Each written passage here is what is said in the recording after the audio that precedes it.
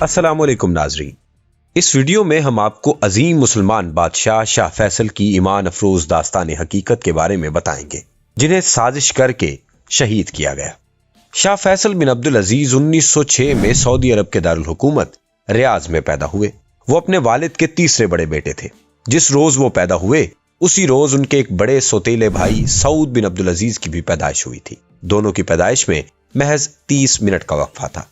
شاہ فیصل کی والدہ کا نام طرفہ بنت شیخ تھا۔ وہ مشہور سعودی عالم دین عبداللہ الطیف کی بیٹی تھی، جو محمد بن عبد الوہاب، جن کے پاس سے وہابی فرقے کی شروعات ہوئی، ان کی اولاد میں سے تھے۔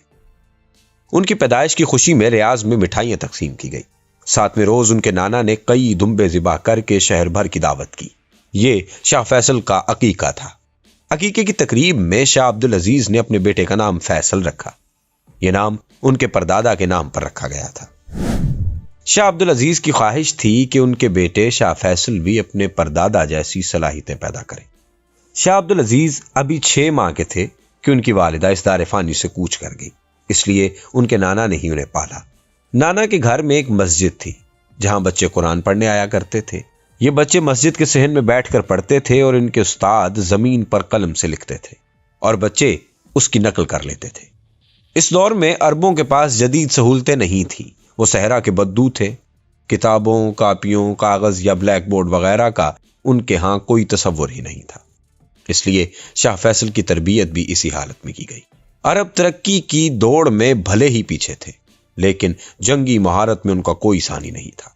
وہ اپنے وطن اور مذہب کے لیے سر دھڑ کی بازی لگا دیتے تھے۔ شاہ فیصل کے والد شاہ عبدالعزیز بھی بہت بڑے جنگجو تھے۔ انہوں نے جلا وطنی کی زندگی چھوڑ کر صرف مٹھی بھر ساتھیوں کے ساتھ عرب واپس آ کر اپنے والدین کی سلطنت دوبارہ حاصل کی۔ اب وہ اپنے بیٹے کو بھی اپنی طرح کا جانباز اور بہادر بنانا چاہتے تھے، اس لیے انہوں نے اپنے بیٹے شاہ فیصل کی جنگی تربیت میں کوئی کسر نہیں چھوڑی۔ انہیں بچپن سے قرآن پاک اور مذہبی علوم کے علاوہ سخت جنگی تربیت بھی دی گئی۔ وہ روزانہ صبح ہونے سے 2 گھنٹے پہلے اٹھ کر ورزش شروع کر دیتے تھے۔ انہیں تیر، تلوار اور بندوقوں سے لڑنا سکھایا گیا۔ جلد ہی وہ بہترین نشانے باز بن گئے۔ وہ اتنے سخت جان ہو گئے تھے کہ گھوڑے پر زین کسے بغیر گھنٹوں سواری کر سکتے تھے۔ صحرا کی تپتی ریت اور سخت پتھریلی جگہوں پر بھی ننگے پاؤں پیدل چل سکتے تھے۔ سخت گرمی میں بھی بہت دیر تک بھوکے پیاسے رہ سکتے تھے۔ شاہ فیصل نے صرف 10 سال کی عمر میں قرآن مجید حفظ کر لیا۔ جب وہ حافظ بن گئے تو اس خوشی میں ان کے والد نے ریاض میں جشن منایا۔ شاہ فیصل ایک گھوڑے پر بیٹھ کر پورے شہر میں گھومتے رہے۔ ان کے ساتھی طلباء اور قبیلے کے لوگ تلواریں لے کر گھوڑے کے سامنے رقص کرتے رہے۔ شہر کے لوگ بھی سڑکوں پر نکل آئے۔ ہر کسی کی کوشش تھی کہ وہ شہزادے کے پاس پہنچ کر انہیں مبارکباد دے۔ پھر شاہ عبدالعزیز نے اپنے بیٹے سے کہا کہ وہ ان کے لیے دعا کریں۔ حافظ قرآن شہزادے نے خدا کی بارگاہ میں ہاتھ اٹھا کر اپنے والد کی لمبی عمر اور کامیابیوں کی دعا بھی کی۔ شاہ عبدالعزیز نے اپنے بیٹے کو انعام میں جو پیسے دیے وہ انہوں نے اپنے استاد کو دے دیے، کیونکہ وہی اس انعام کے صحیح حقدار تھے۔ جب شاہ فیصل 11 برس کے ہوئے تو ان کے والد نے ان کی تعلیم میں دلچسپی کو دیکھتے ہوئے انہیں مغربی تعلیم دلوانا شروع کر دی۔ شاہ فیصل کو انگریزی پڑھانے کے لیے استاد مقرر کیا گیا۔ اس استاد کی مدد سے شاہ فیصل نے دنیا کے بارے میں بہت کچھ جانا۔ انہیں جلد ہی انگریزی زبان پر بھی عبور حاصل ہو گیا، کیونکہ وہ بہت ہوشیار اور ذہین تھے۔ پہلی جنگ عظیم کے بعد شاہ عبدالعزیز نے انہیں اپنا نمائندہ بنا کر لندن بھیجا۔ وہ چاہتے تھے کہ شہزادہ دنیا گھومے اور اس بارے میں علم حاصل کرے کہ اپنی سلطنت کو فائدہ کیسے پہنچانا ہے۔ شاہ فیصل تب محض 13 برس کے تھے جب وہ لندن گئے۔ لندن برطانیہ کا دارالحکومت تھا، جو کہ اپنے وقت کی سپر پاور تھی۔ برطانوی سلطنت میں تو سورج غروب نہیں ہوتا تھا۔ شاہ فیصل نے لندن اور برطانیہ کے کئی علاقے گھومے پھرے۔ انہوں نے اس ملک کی ترقی دیکھ کر فیصلہ کیا کہ ایک روز وہ سعودی عرب کو بھی ایسا ہی ترقی یافتہ ملک بنا دیں گے۔ شاہ فیصل نے جو جنگی ٹریننگ حاصل کی تھی اسے آزمانے کا موقع انہیں جلد ہی مل گیا۔ پہلی جنگ عظیم جو کہ 1914 سے 1918 تک جاری رہی، اس میں ترک عثمانی خلافت کو شکست ہوئی اور سلطنت کے بھی ٹکڑے ہو گئے۔ کمال اتاترک نے خلافت کو ختم کر کے جدید ترک ریاست قائم کر دی۔ پہلی جنگ عظیم میں ترکوں کی شکست کی ایک بڑی وجہ حجاز مقدس کے عرب حاکم شریف مکہ حسین بن علی کی بغاوت۔ اس نے پہلی جنگ عظیم کے دوران انگریزوں کے ایجنٹ لانس آف عربیہ کے ساتھ مل کر ترکوں سے بغاوت کی تھی۔ اس طرح ترکوں کی پیٹھ میں خنجر گھونپ دیا گیا۔ یہ شخص خود مسلمانوں کا خلیفہ بننا چاہتا تھا۔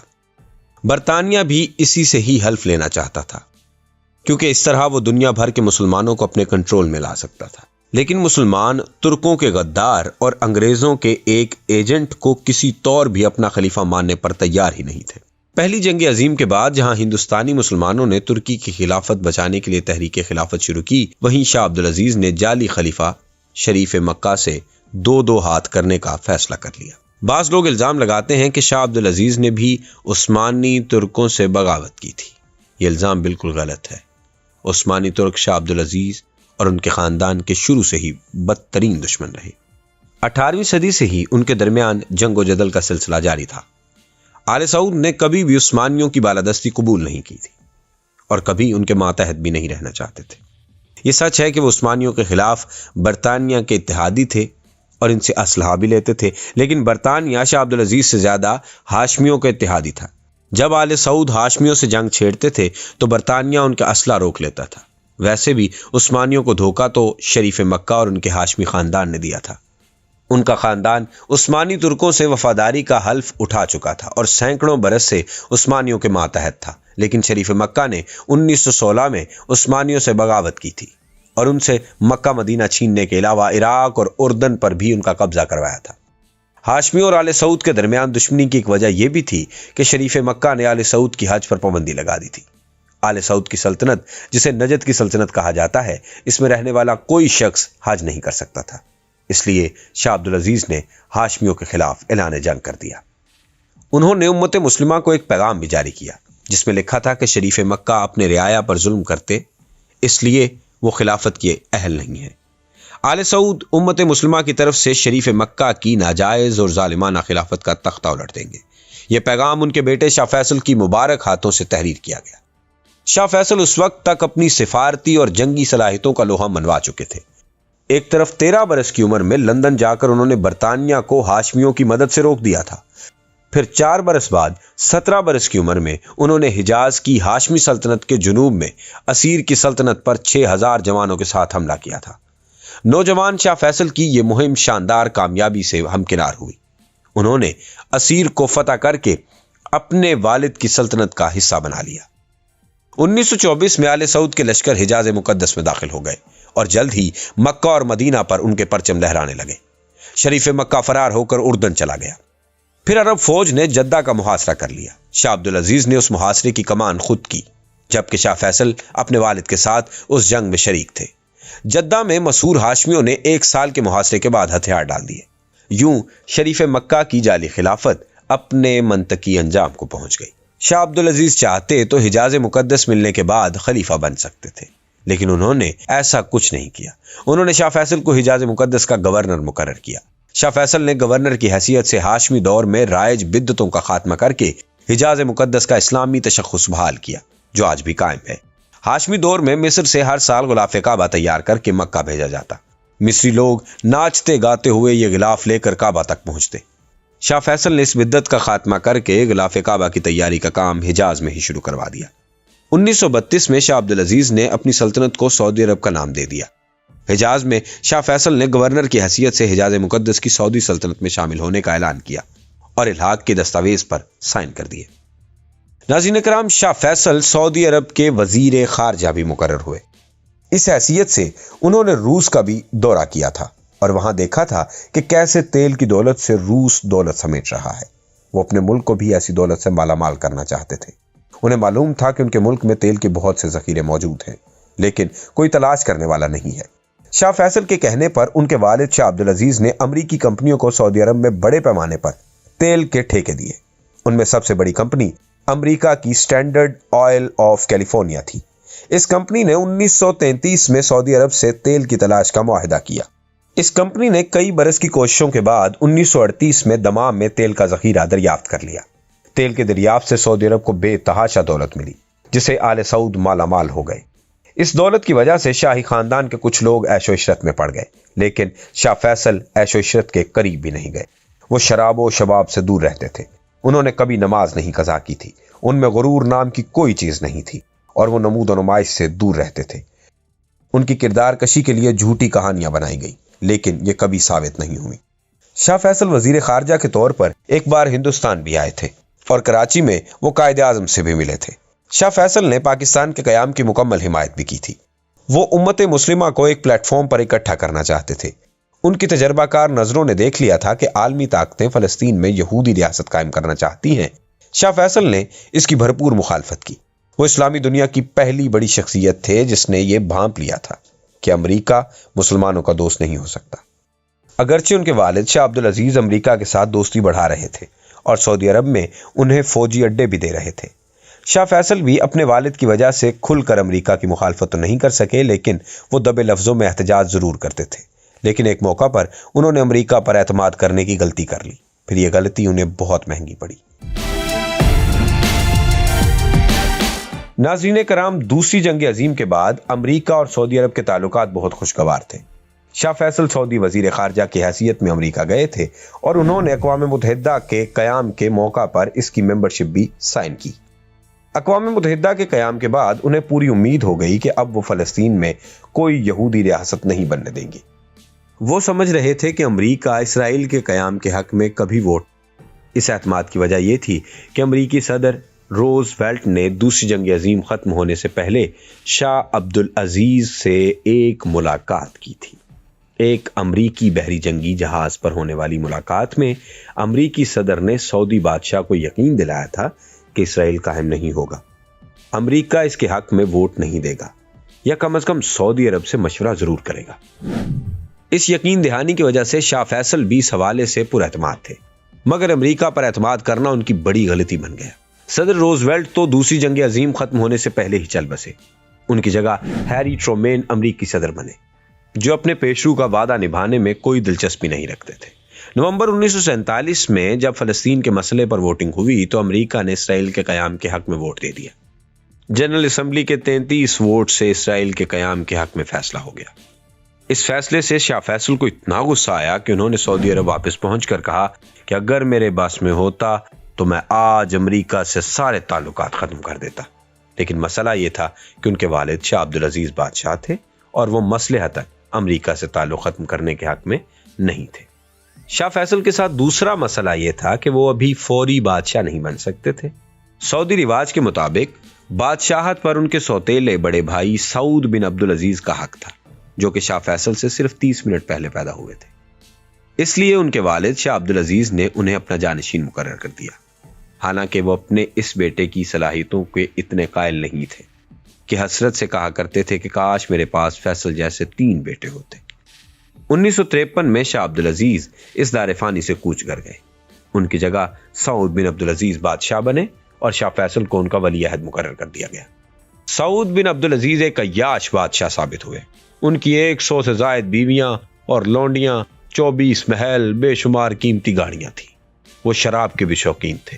جب انہوں نے دیکھا کہ سعودی معاشرے میں ان کی شراب نوشی کو اچھی نظر سے نہیں دیکھا جاتا تو وہ امریکی کیمپس میں جا کر شراب پینے لگے۔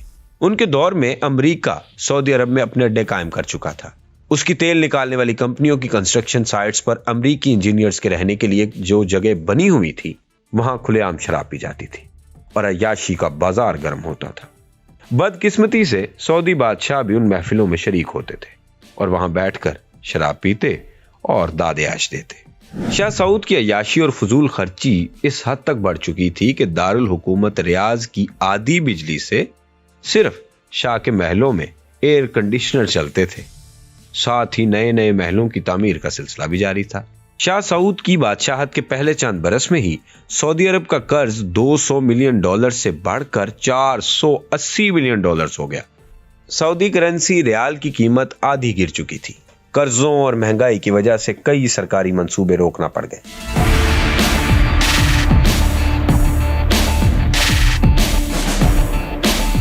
یہ سب دیکھ کر شاہ فیصل کا دل خون کے آنسو رونے لگا۔ امریکہ نے اس عظیم سلطنت کے قیام کے لیے اپنا خون پسینہ بہایا تھا۔ اب اسے اپنی آنکھوں کے سامنے تباہ ہوتے ہوئے نہیں دیکھا جا سکتا تھا، لیکن وہ زیادہ دیر خاموش نہ رہ سکے۔ وہ سلطنت کے ولی عہد تھے اور اس حیثیت میں انہوں نے 1958 میں تمام حکومتی اختیارات اپنے کنٹرول میں کر لیے۔ اس کے بعد انہوں نے تمام شاہی محلوں کی تعمیر روک دی، بیرون ملک سے نت نئی گاڑیوں کی درآمد پر پابندی لگا دی، سعودی شاہی خاندان کے تمام غیر ضروری اخراجات اور فضول خرچیاں بند کر دی۔ इस तरह उन्होंने मुल्क से गुलामी का खात्मा किया, ख़वातीन की तालीम को फ़रोग़ दिया और उन्हें मुलाज़मतें दी। उन्होंने सरकारी महकमों और फ़ौज को भी जदीद किया। शाह फैसल के इक़दामात की वजह से सऊदी अरब दोबारा तरक्की की राह पर गामज़न हो गया, लेकिन अफसोस कि उनके मुखालिफिन को शाह फैसल की काबिलियत पसंद नहीं आई। वो जो सऊदी तेल की दौलत पर ऐश करना चाहते थे, उन्होंने शाह फैसल के खिलाफ शाह सऊद के कान भरे। भाई भाई के खिलाफ हो गया। शाह सऊद ने शाह फैसल को इख्तियारात से महरूम करने के लिए कोशिशें शुरू कर दी। दोनों भाइयों में लड़ाई शुरू हो गई। एक सल्तनत बचाने के लिए लड़ रहा था और दूसरा अपनी अय्याशी के लिए। ये इख्तलाफात इतने बढ़े कि सऊदी फौज ने दोनों भाइयों के हामी धड़े बंदूकें उठाकर आमने सामने आ गए। 800 रॉयल गार्ड्स ने अल नासरिया में शाही महल के बाहर पोजीशन ले ली। ये गार्ड्स शाह सऊद के हामी थे। दूसरी तरफ शाह फैसल के हामी नेशनल गार्ड्स के सैकड़ों सिपाहियों ने भी रॉयल गार्ड्स के सामने पोजीशन ले ली। खाना जंगी का खतरा पैदा हो गया, लेकिन शाह फैसल ने हालात को संभाल लिया। उन्होंने किसी खून खराबे के बगैर शाही खानदान और उलमा की मदद से 1964 में शाह सऊद के इक़्तिदार से हटा दिया। अब शाह फैसल खुद सऊदी बादशाह बन चुके थे। उन्होंने कुरान पाक पर हल्फ उठाया। शाह सऊद हुकूमत से हटने के बाद मुल्क से फरार हो गए और फिर कभी नहीं वापस आए। शाह फैसल को हुकूमत संभालने के बाद जो सबसे बड़ा चैलेंज पेश आया था वो था इसराइल। ये वो मुल्क था जिसके कयाम के शाह फैसल सख्त मुखालिफ थे। वो ये बात भूले नहीं थे कि अमेरिका ने उनके साथ धोखा करके इसराइल का कयाम किया है।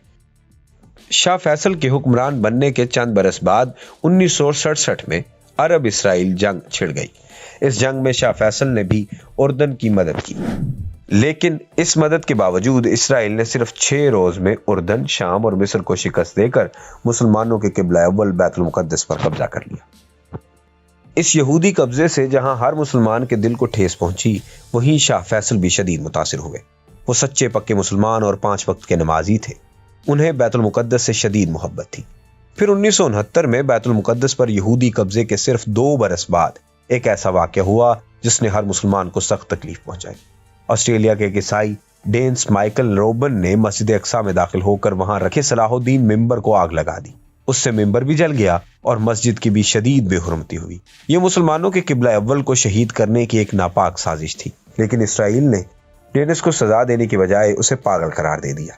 इस वाक़े ने शाह फैसल को एहसास दिलाया कि अब बहुत हो चुका, इसराइल को रोकने के लिए कुछ करना होगा। अब इस मौके पर शाह फैसल ने उम्मत मुस्लिमा के दर्द को महसूस किया और उनको एक प्लेटफॉर्म पर जमा किया ताकि वो मिलकर अमेरिका और इसराइल की साजिशों का मुकाबला कर सके। इसलिए उन्होंने सानिहाए मस्जिद अक्सा के 1 माह बाद मराकश के दारुल हुकूमत रबात में मुस्लिम ममालिक के नुमाइंदों को जमा किया। वो खुद भी इस कॉन्फ्रेंस में शरीक थे। इस तरह 24 इस्लामी मुल्कों के नुमाइंदों ने मिलकर OIC की बुनियाद रखी। इस तरह एक इस्लामी ब्लॉक बनाने का शाह फैसल का ख्वाब शर्मिंदा ताबीर हुआ। शाह फैसल ने सिर्फ इस्लामी ब्लॉक नहीं बनाया, बल्कि इसराइल के खिलाफ एक फैसला कुन जंग में तैयारियां भी शुरू कर दी। सऊदी अरब का कोई बॉर्डर इसराइल के साथ नहीं लगता था, इसलिए शाह फैसल ने मिस्र और शाम की भरपूर मदद की कि वो इसराइल के खिलाफ जंग करें। सऊदी अरब और तमाम मुसलमान ममालिक, जिनमें पाकिस्तान भी शामिल था, उन्होंने इसराइल के खिलाफ एक बड़ी जंग छेड़ दी। 6 अक्टूबर 1973 के दिन जदीद इस्लामी तारीख में हमेशा याद रखा जाएगा, जब मिस्र और शाम की फौजें इसराइल पर टूट पड़ी। मिस्री फौजियों ने नहर सुवीज के मशरकी किनारे पर इसराइल की नाकाबिले शिकस्त बार्ले लाइन को नाकाम बना दिया और सहराए सीना में जबरदस्त पेशकदमी की। शाम की फौज भी गोलान हाइट्स में दाखिल हो गई और यहूदी फौजों के छक्के छुड़ा दिए। लेकिन इस मौका पर अमेरिका ने इसराइल की मदद शुरू कर दी, लेकिन शाह फैसल ने इससे निपटने के लिए तैयारी कर रखी थी।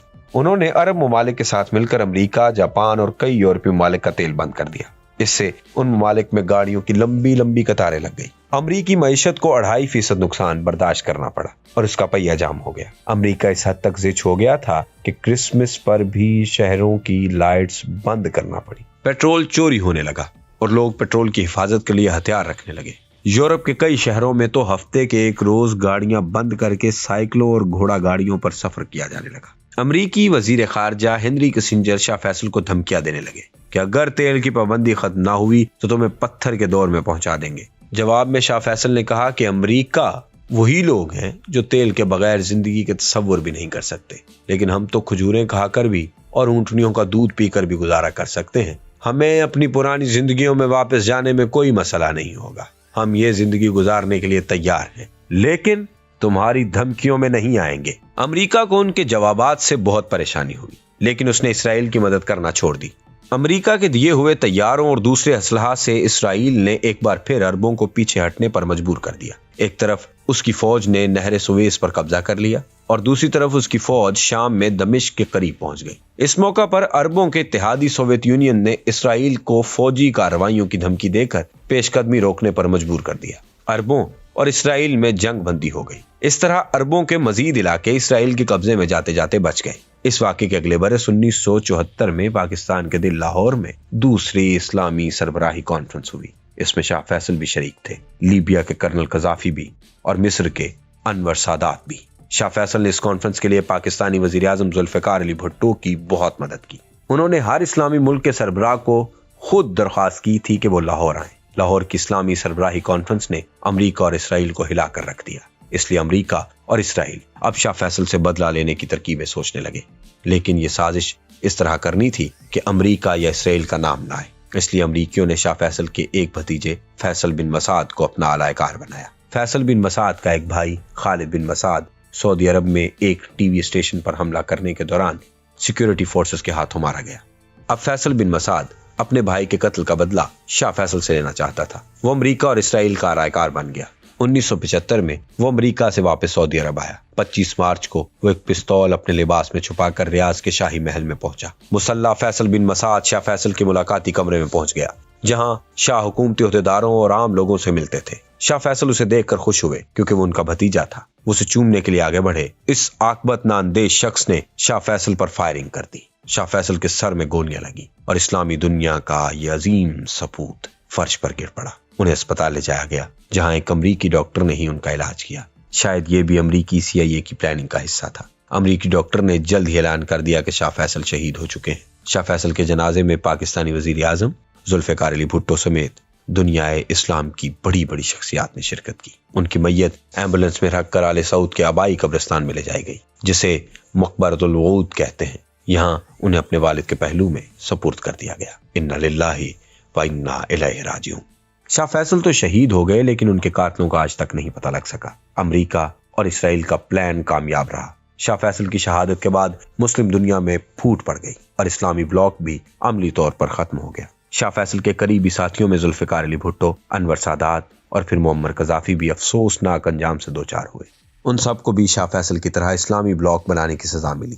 ان سب لوگوں کے منظر سے ہٹنے کے بعد اب اسلامی بلاک یعنی OIC ایک ایسا فورم بن کر رہ گیا ہے جو صرف مذمتی قراردادیں پاس کرا سکتا ہے، بلکہ اب تو وہ بھی نہیں کرتا۔